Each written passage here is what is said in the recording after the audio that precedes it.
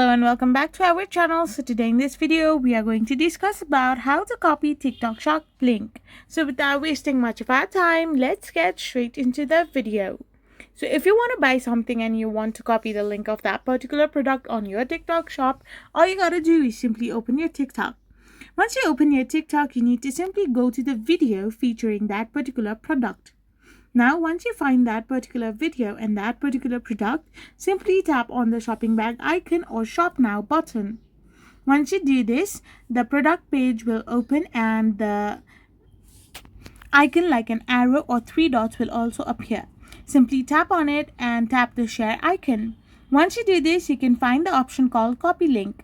Now the product link will be copied to your clipboard, and by doing this, you can simply copy TikTok Shop's link. I hope you found this video helpful, so don't forget to hit that subscribe button and do give us a thumbs up. We will be back again with more informative videos like this. Thank you for watching and stay tuned to many upcoming and interesting videos like this.